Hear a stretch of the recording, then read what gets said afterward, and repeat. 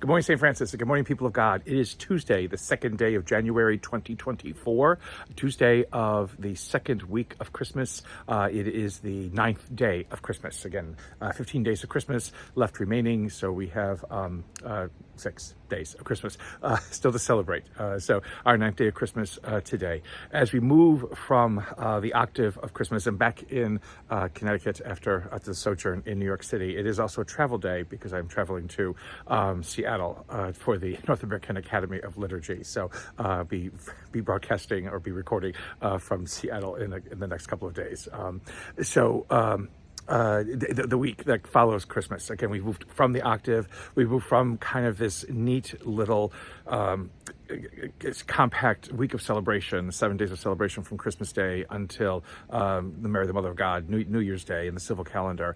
And now we're kind of left, so wondering, where do we go from here? Well, this is where, again, the gospel now takes us. No longer the infancy narratives, no longer do we stay there, but we go really back to where Advent began, to the Baptist, because we have to remember that the Baptist does not prophesy before Jesus is born, but the Baptist prophesizes as Jesus is growing up, because again, if there's about 6 months or whatever that separate, or 12 months or whatever it is that separate them from each other, then they are contemporaries. So it isn't as if John the Baptist is older than Jesus and was just waiting around for him to be born. John comes to his prophecy after Jesus' birth and continues that prophecy until Jesus' revelation. So we have, again, this whole now unfolding of what happens once the Savior has been born, and where do we go from there?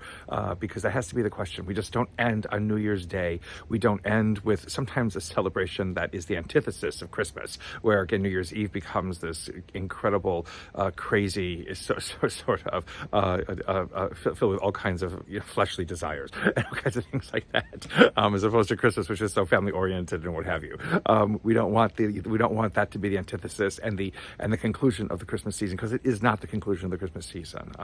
And so we have today the continuation of the letter of John, which now becomes more or less a defense to believers as to really what has happened with the birth of the Savior. And anyone who says that nothing has changed, or that the Savior has not come, or that the Son, or that Christ was not the Son of God, again, what happens is the debates are beginning as to who was this Jesus of Nazareth. And, again, was he actually God among us, or was he just a superhuman being, or was he somebody that, God favored him, better than anybody else? But John in his letter writes that no, this was the one promised. And this not only was the one promised, but this was God in God's self walking among us. And anyone who tells you differently is a liar and trying to distract you and dissuade you from following the truth. And so this is where John's, again, a prophecy, his own letters needs to be, we need to still listen to that and still try to understand that, because there are many people who will say, again, that Christmas is for children, which is, again, the most ridiculous thing in the world to say. And that basically, again, nothing changes except for a respite from the pains and sorrows of the world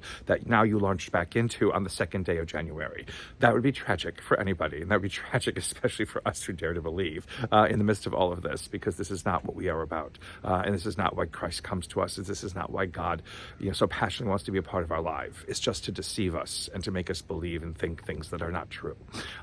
In John's Gospel today we have, again, like I said, the Baptist and his prophecies, and the scribes and the Pharisees asking John, who is he? And John being very reluctant to say. Again, it's like they keep asking questions. No, I'm not that. No, I'm not that. It's like 20 questions with John the Baptist.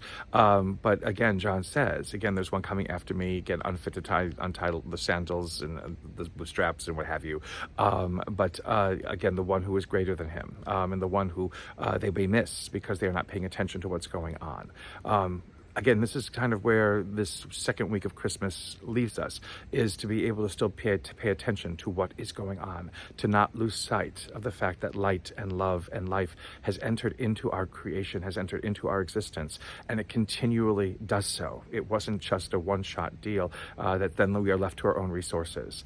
This light and this life and this love that has entered into our creation will now teach us how we are supposed to live. And we need to listen and be attentive to that, not follow the liars and deceivers, but listen to those who point the way that moves us even deeper into who and what Christ is and can be for us.